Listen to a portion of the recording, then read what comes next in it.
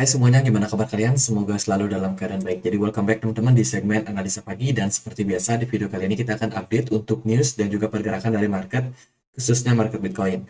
Kita berada di tanggal 12 September 2023. Teman-teman, hari ini ada beberapa news yang cukup penting dan juga mungkin berimpact sama market ya. Hari ini akan ada data soal employment, ini soal ketenaga kerjaan untuk Inggris, kemudian unemployment juga untuk Inggris. Teman-teman, ini berdampak sekali sama yang trading di market forex ya. Mungkin GBP, USD itu kena pengaruh ya. Jadi hati-hati aja. Kemudian akan ada data soal OPEC monthly report. Ini berhubungan sama inventory minyak, teman-teman. Apakah minyak cadangannya lagi tinggi atau enggak untuk saat ini. Jadi bisa dibilang ya data energi itu juga berpengaruh sama kekuatan dari US dollar. Sementara itu sih event hari Selasa ini yang mungkin agak gawat-gawat gimana gitu, itu adalah event esok hari, teman-teman. Karena ada data soal CPI sama core CPI. Data ini berhubungan sekali sama yang namanya inflasi. Jadi waspada, teman-teman. Nah, sementara itu pergerakan dari market di perdagangan kemarin ini lumayan bergejolak ya. Market benar-benar mendapatkan volatilitas yang cukup tinggi, khususnya market Bitcoin. Mungkin teman-teman ada yang trading dan ada yang mengeluh juga, wah kenapa ini Bitcoin udah mulai turun dan koreksi. Ya sebenarnya sih itu nggak mengagetkan. Kalau teman-teman selalu pantau news yang ada di market, belakangan memang ada negatif sentimen teman-teman terkait dengan kondisi market di mana posisi dari US dollar itu sempat terus mengalami penguatan ya kan. Di perdagangan kemarin pun masih cukup kuat teman-teman, tapi ini udah mulai koreksi nih, subuh tadi udah mulai koreksi untuk US dollarnya, tapi Bitcoin so far masih dalam tekanan jual yang lumayan tinggi. Jadi sebelumnya itu memang ada kabar soal likuidasi yang akan diberikan atau yang akan dilakukan oleh FTX. Kalau teman-teman selalu pantau berita, ya pasti teman-teman udah tahu berita ini. Ada yang bilang, wah ini berita hoax atau berita yang belum terbukti. Memang benar teman-teman, ini berita yang belum terbukti. Tapi yang namanya market, kalau ada sentimen negatif, mau benar mau enggak, mereka panik duluan. Biasanya seperti itu. Dan ketika ada berita seperti ini ya mereka udah terlanjur panik duluan, mau gimana teman-teman. Harga Bitcoin udah rontok duluan ya. Itu teman-teman. Nah kalau kita lihat dari berita yang ada di market kemarin sebenarnya sih ada beberapa berita yang cukup mix. Salah satunya itu ada CEO Coinbase Brian Armstrong, dia mengatakan bahwa perusahaan sedang mengerjakan versi stablecoin atau fiat coin ya, generasi berikutnya yang mungkin itu baru akan meluncur nanti di tahun 2024. Coinbase berharap dapat menyumbang kepada kandidat presiden yang mendukung cryptocurrency. Wah ini berbau-bau politik gitu teman-teman. Coinbase mau coba intervensi nih supaya mereka juga posisinya aman di market Amerika Serikat. Kemudian Tron terus konsisten burning ya. Jadi sejak kapan itu saya pantau di bulan Juli kalau nggak salah, berarti sekitar 2 bulan terakhir, mungkin lebih ya teman-teman. Tron itu terus melakukan burning tokennya atau koinnya, dan di sana membuat harga daripada Tron semakin kuat ya, semakin kuat meskipun tidak luput dari penurunan, tapi at least dari selling pressure yang marak terjadi, Tron ini salah satu yang cukup bertahan kuat lah. Karena suplainya dikurangi akibat burning yang mereka lakukan, harganya pun juga cenderung agak strong. Dari pemberitaan yang lain, ada real estate Amerika Serikat yang kurang begitu bagus, teman-teman. Terlihat jelas bahwa jumlah penurunan signifikan terjadi pada penjualan rumah rumah baru ya, rumah baru dan juga rumah lama itu sama-sama dalam posisi kontraksi dan mengalami penurunan. Ini jelas diakibatkan karena suku bunga yang sudah terlampau tinggi sehingga orang-orang nggak mampu lagi untuk membeli properti, apalagi yang mungkin ada KPR dengan bunga floating, itu tentunya akan terdampak sangat-sangat signifikan terhadap suku bunga. Jadi apa yang terjadi pada market apa namanya perumahan atau real estate atau properti itu benar-benar mengkhawatirkan untuk saat ini, terutama untuk Amerika Serikat khususnya. Ditakutkan krisis seperti subprime mortgage itu berpeluang untuk terjadi kalau situasi seperti ini tidak segera dikendalikan.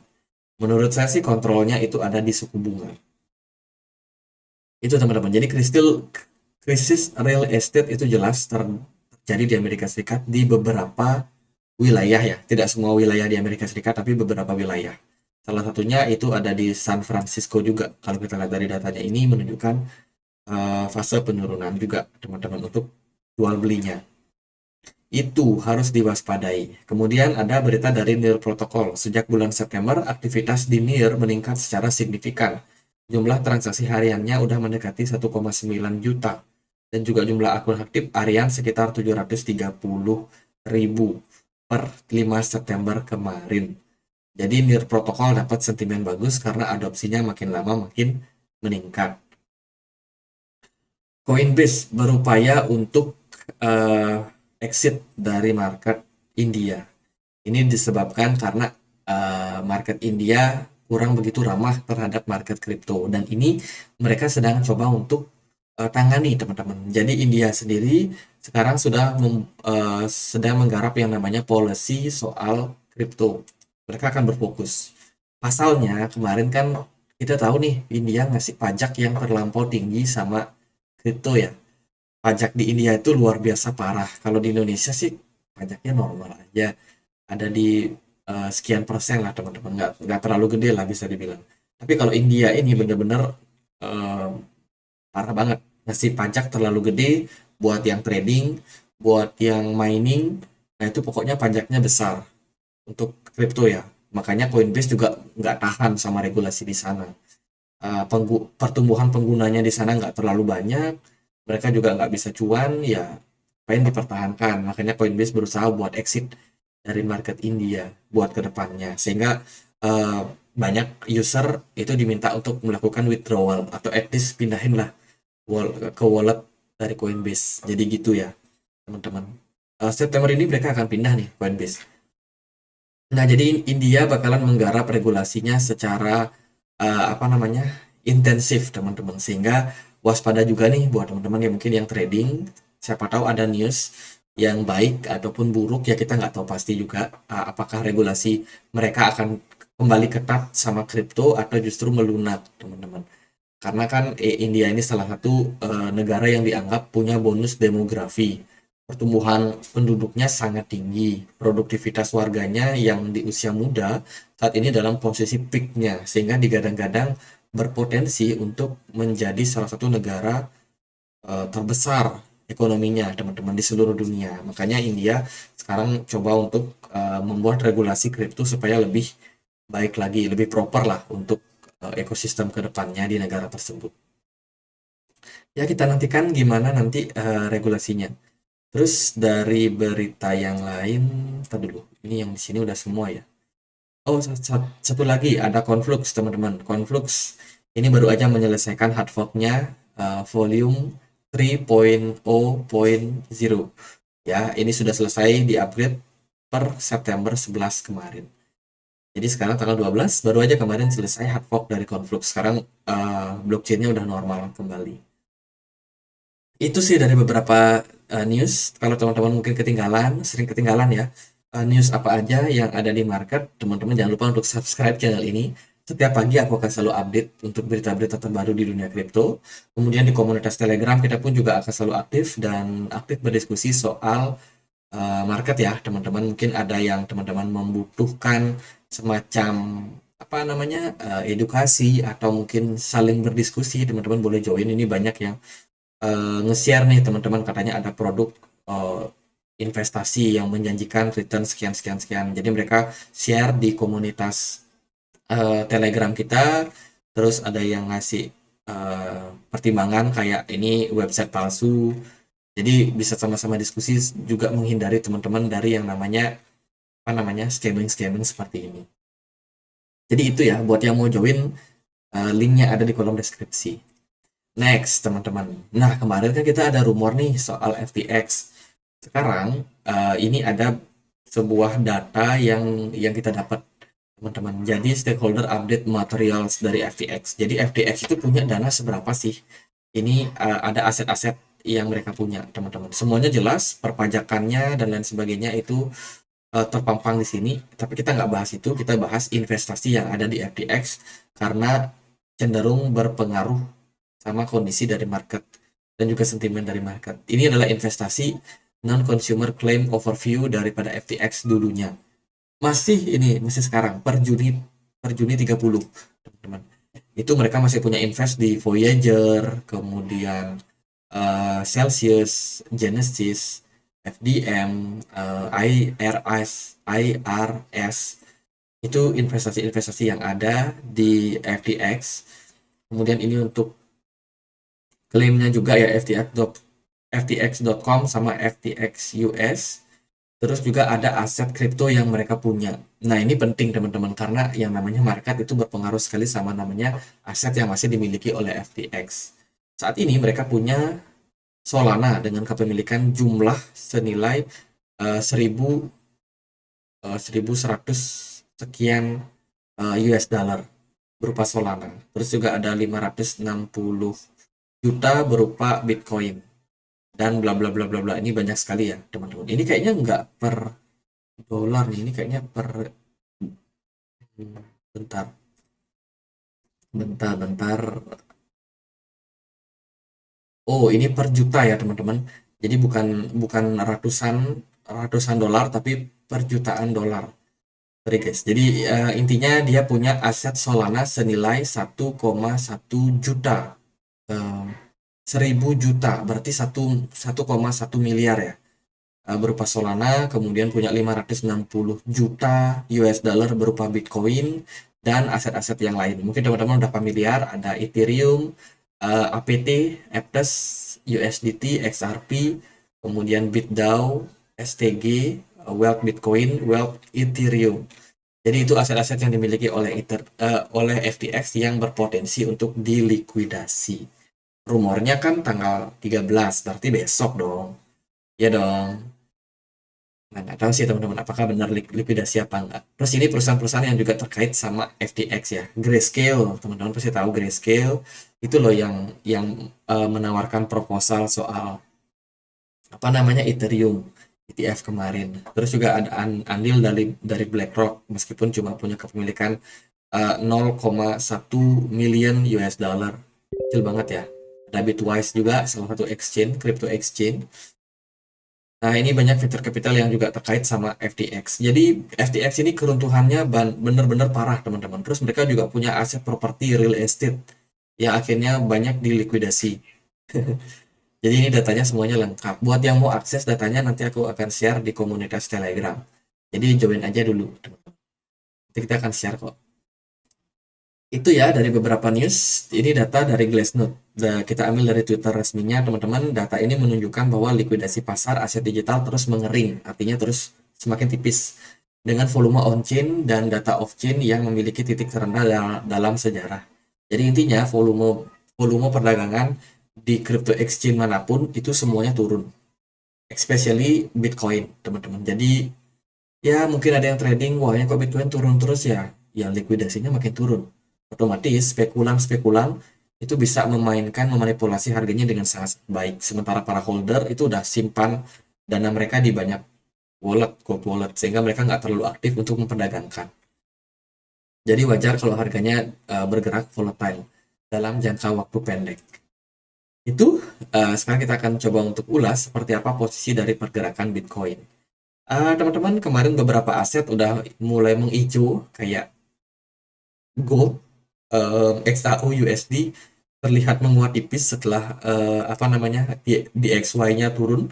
Kemudian S&P 500 juga mulai hijau tapi banyak apa namanya gap ya, banyak gapnya, masih hijau kopong guys. Terus juga Bitcoin, nah Bitcoin nih terkapar turun. Dia udah berada di level supportnya saat ini ya di kisaran 25.000 dan ini masih di bawah dari ekspektasi saya. Saya masih expect kalau Bitcoin akan koreksi lagi ke range kisaran 24.400 24.700-an something, dengan potensi masih bisa turun juga teman-teman, mungkin ke kisaran 23.700-an sampai 25.000 23.300-an. Jadi sebuah area yang menurut saya berpotensi menjadi level support sampai akhirnya Bitcoin cukup kuat nih, cukup confident sama posisinya, baru kemungkinan akan dalam fase reversal. Jadi penurunan Bitcoin saat ini itu dibarengi dengan banyak news dari FTX, kemudian meskipun masih rumor ya, terus juga dari makroekonomi karena kita akan dapat data soal CPI, jadi market udah merespon duluan nih. Kalau kita lihat sih dari data CPI yang akan ada besok, forecastnya inflasi turun dari 4,7 turun menjadi 4,3. Gitu guys. Ya itu posisi dari Bitcoin nggak terlalu gimana-gimana. Teman-teman pun juga mungkin nggak terlalu kaget ya. Mungkin ada yang kaget, wah nggak tahu pasti sih. Tapi altcoin jujur parah banget teman-teman. BTC Dominance kemarin menguat signifikan.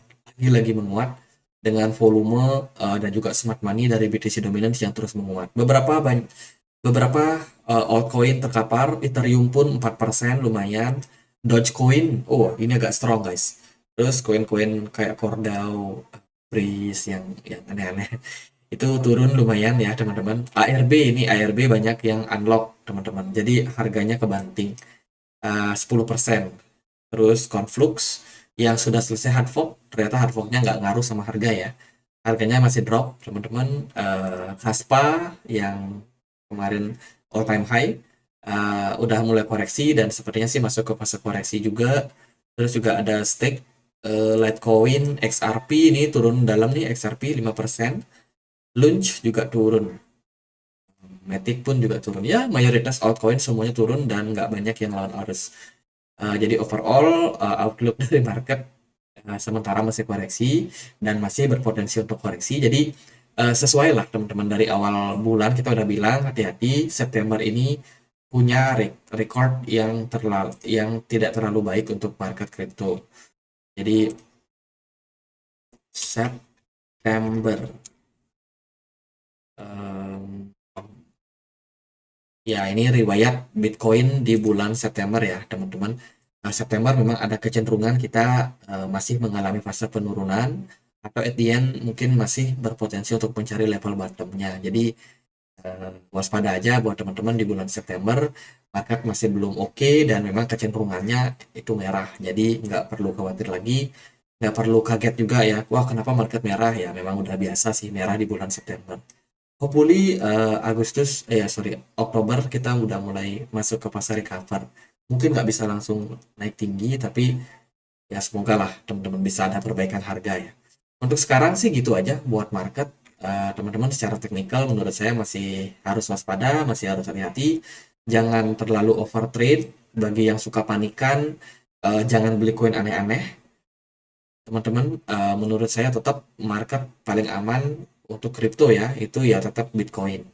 Kalau suka yang aneh-aneh, kalau harganya unlock ya jangan terlalu khawatir juga sih atau kaget juga ya, karena memang altcoin lagi dalam posisi yang dapat tekanan jual yang sangat signifikan sejak SEC nganggap di luar Bitcoin, Ethereum itu adalah security. Teman-teman, jadi altcoin semuanya pada tertekan parah banget. Sampai sekarang pun pressure-nya masih. Ya gitu, market koreksi dulu ya.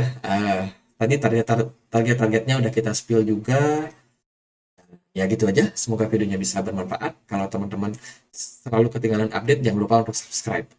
Itu aja guys. Akhir kata, saya Andre, makasih.